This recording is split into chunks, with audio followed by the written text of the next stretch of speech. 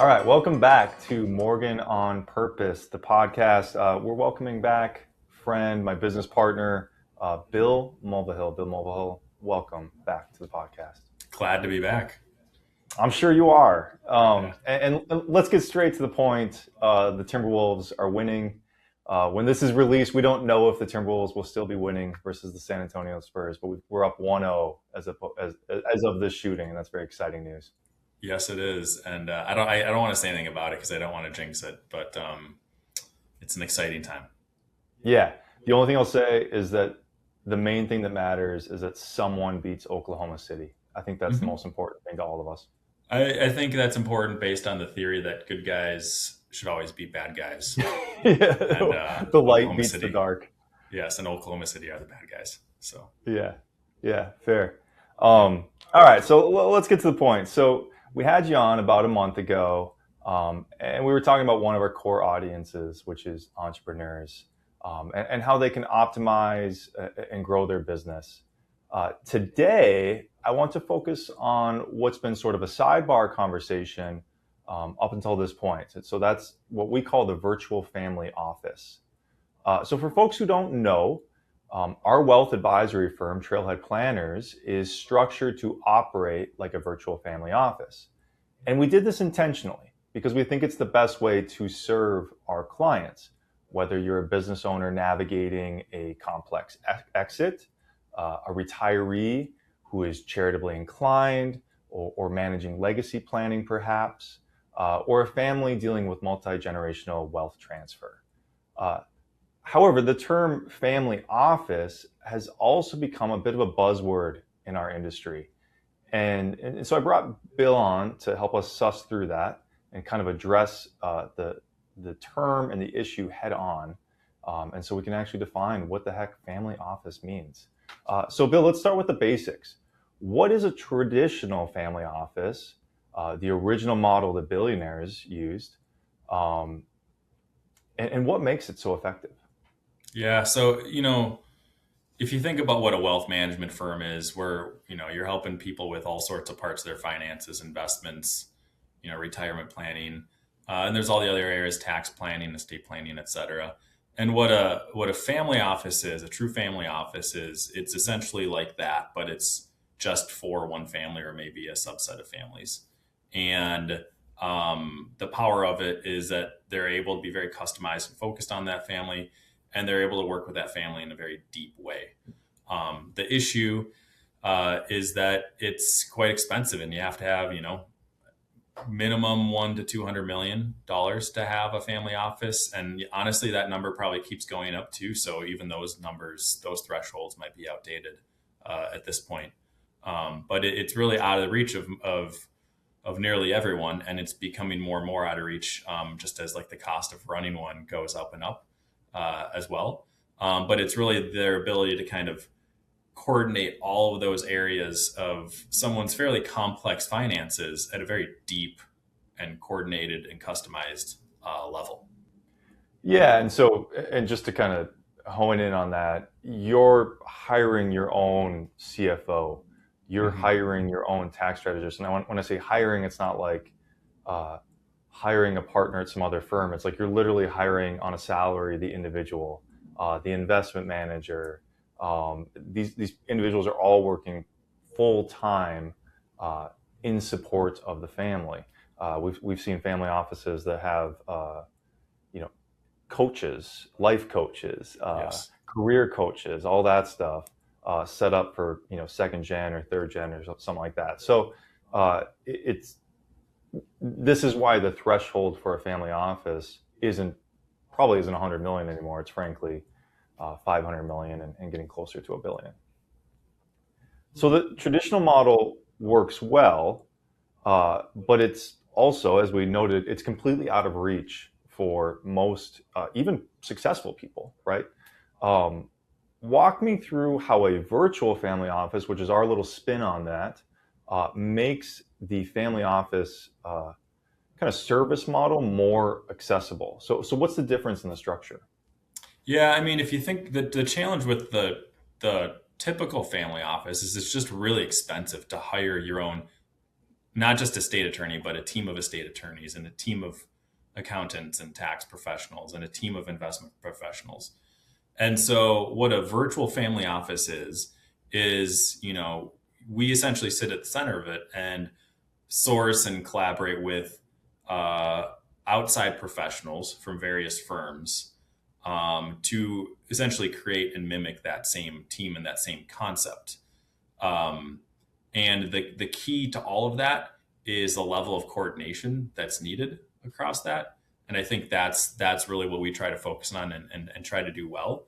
And it's also in the identifying and sourcing the right professionals too, because what's right for one client for an attorney might be not right for another client, and so you have to have a high standard as you go out and source those professionals, and you have to essentially be a matchmaker too, because again, what an entrepreneur that has a $10 million business and in revenue needs is different than an entrepreneur with a $50 million business, and that's different than just a family that doesn't own a business, but maybe they have big charitable giving goals, for example, or a retiree that wants to navigate taxes in retirement. So there's different needs, and you need to source those professionals according to their needs, and you have to have a high standard as you find and match make them.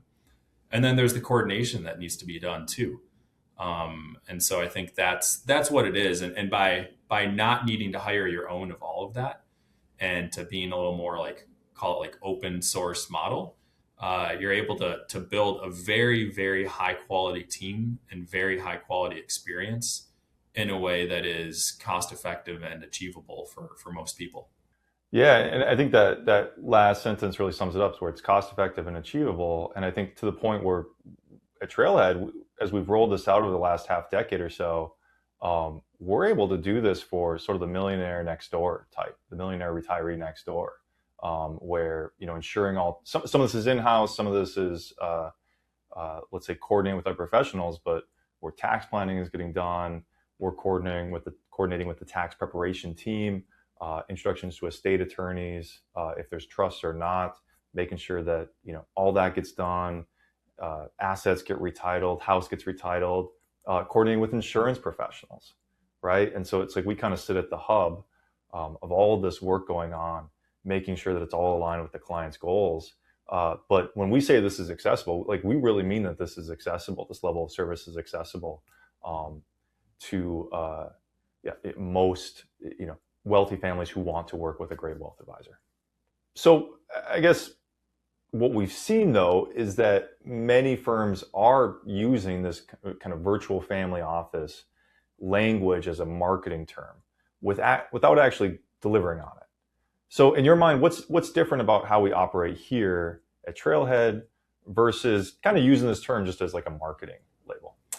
Yeah, it's an interesting question because I feel like it's just the perpetual issue our industry has is a term gets used and it catches some momentum and then everyone tends to abuse it.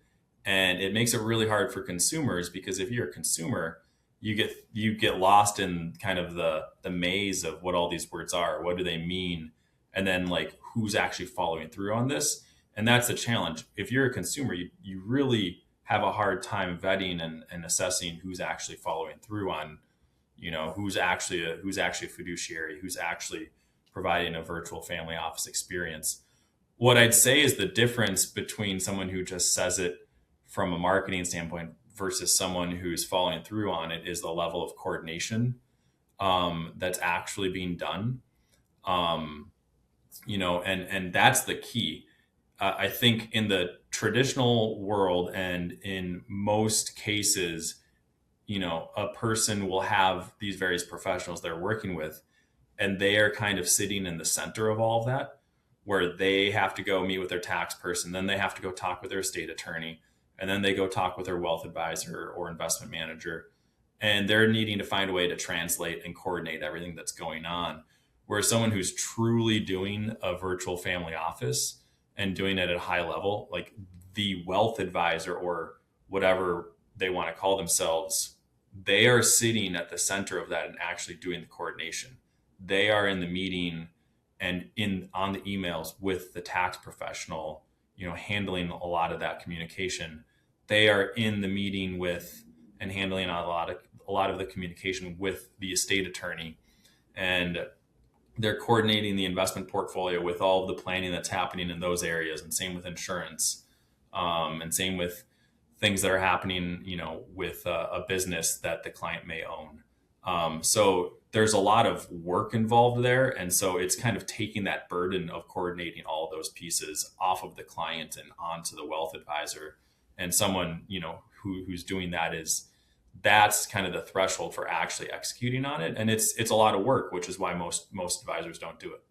Yeah. I think as you talk through it, you can just start to imagine how much of a time suck that is. And I'll be clear, like some people love that, but I don't know many of them, right? You and I tend to love that, but that's why we do this job.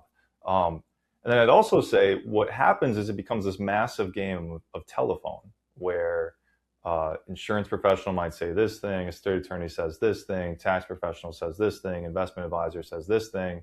And it's all kind of funneling through the client with maybe different levels of understanding. And it can become incredibly confusing to the extent something does get implemented. It might be counteracted by something on the other side of the wheel, so to speak. And ultimately, it's an ineffective mess. And so you really, what we advocate is this professional can come in. This is us on the team.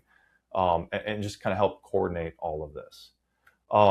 So if someone's interviewing firms and hearing this term thrown around, or really just, asking about wealth advisory in general, frankly, what questions should they be asking to find out, what level of service am I about to receive? That's another really good question, because if again, it's a real challenge, I think, for consumers to vet who's actually providing these services at a high level and who's just making promises to get a sale. And I think the key is in that upfront process, you have to ask really good questions, and they have to be specific questions. And the professional on the other side should have specific answers that are credible. And I think, as a starting point, like, what services are you actually providing? And look for detail, and specific details in their response to that. How do you actually coordinate between the various professionals? Are you going to be and are you willing to be in meetings with my estate attorney, with my tax professional, with my insurance agent, with my business's CFO, if you need to be? How do you help? Like, will you help me, and how do you find and vet the right professionals? How often will you meet with me? How often are you communicating with these various other professionals that I need and that are in my life? And can you give me some examples of how you've done this with other clients? Those, I think, are a good starting point.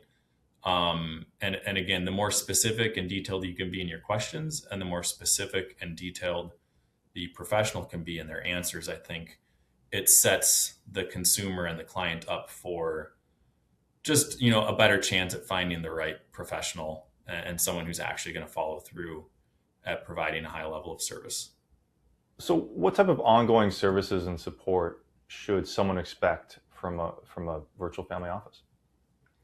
That's a good question. As with most things, I think it depends. I think I'm curious what your thoughts are, but I think you want a regular cadence of meetings, and frequent touch points.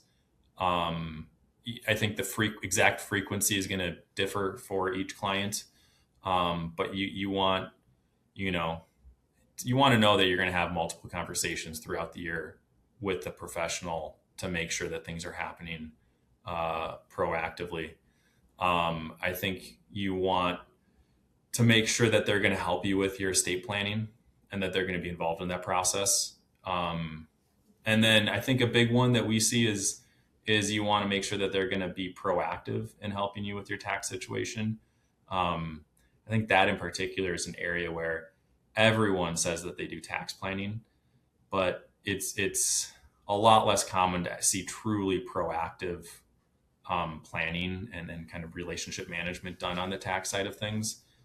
Too often, I think people give it lip service, but they're really not as proactive in that area as they often promise. They're frivolously throwing out ideas, Yeah. Yep. which is different than Yep. actual tax planning. Yeah. Yep. I mean, what are your thoughts on that? Well, I'd say when I think of a virtual family office, I would say that it's actually customized to the family and their needs, right? So some families have higher needs, more professionals. You could even get into like true bill pay or cash flow management, right? Um, or an introduction to an executive coach or something like that. I think other families, um, you'd be overpaying for so much complexity, right? Like, so you can kind of simplify it. And that's where it's almost like a little bit of an accordion where it can kind of like stretch out as a family needs expand and then contract again. Um, but it really should be about, okay, how do we, it's not about increasing complexity. It's about how do we simplify, the financial aspect of your life as much as possible in coordination with your goals, in coordination with your values, and ensure that the various professionals are aware of those values and goals, and that that the work they do supports that.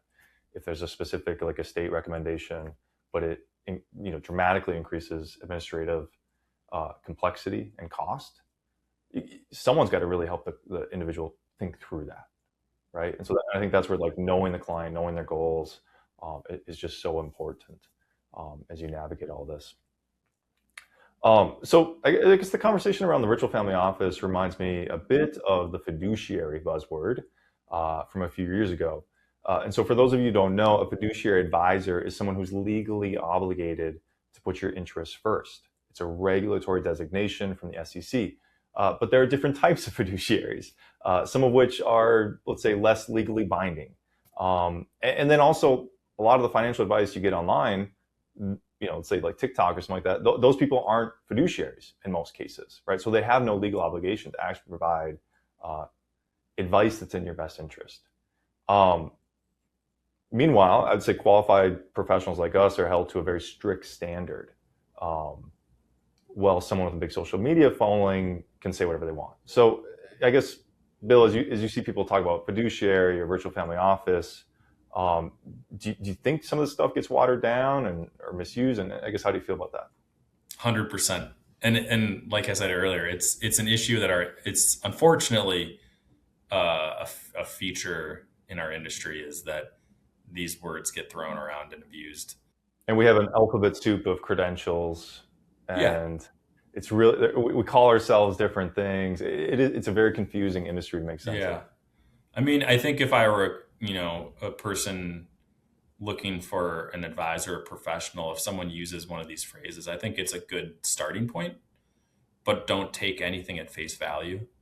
Um, and and again, you have to go through the process of vetting them and asking specific questions like we talked about, and really getting a sense for based on their answers, if you think they're actually following through at a high level. Um, Part of that is, having some good questions and detailed questions to go through it and assessing their answers. And part of that is, when you sit down and you look someone in the eyes and you're talking about these things, you can oftentimes just get a sense for whether or not you trust them. And for better or worse, that absolutely is part of the process. But you have to go through the process of vetting professionals and asking them specific questions to see if they're actually executing these things at a high level. But yeah, it absolutely gets abused and watered down, unfortunately. And I think that's the way it will always be. And there will be other words and phrases that become popular and then follow that cycle and get abused in the future as well, unfortunately. So if someone's looking for financial help, whether they're retiring, selling a business, managing family wealth, or maybe receiving family wealth, what questions should they start with? What would be like kind of a list that we could throw out there for people? I think so. We already talked about some of them, and I think part of it is like getting specific about what the professional is actually doing, how frequently they're meeting with clients. Ask about specific areas like estate planning and tax planning, and be specific. Like, what do you really do? What do you actually do for me each year in these areas? And then I think there's a few other important ones. Um, One is just making sure that like the expertise and the services of the professional in the firm that you're looking at matches your specific needs, right? So if you have stock options from your employer, like that's a specific detail. You need to make sure the professional matches up with that. If you are going to retire in 2 years, you need someone who really is an expert in the various tax planning strategies that happen early in retirement. If you're a business owner, there's a lot of complexities that are unique to that, and you need to make sure that the professional has specific experience with those situations. So making sure that there's a match there, I think, is very important. I think looking for qualifications and the background and experience of the professional is important. That's not a perfect way to ensure that they're a good fit, but I think it helps tilt the odds in your favor. So what's their experience? What are their degrees? What are their credentials? I think those things help, even though again, it's not a perfect sign, but it does help tilt the odds in your favor. I think those are some good ones. I'm curious what other thoughts you have on that topic. Yeah, I think that's a great fit. It's just like, or list. It's like, how do I find the right fit? What do I need? Um, what am I looking for, right? Do I just want some help with investments? Do I just want a retirement plan? Um, or am I looking for something much more comprehensive and integrated and ongoing? And I think like just kind of a gut check on what do you offer? What do I need?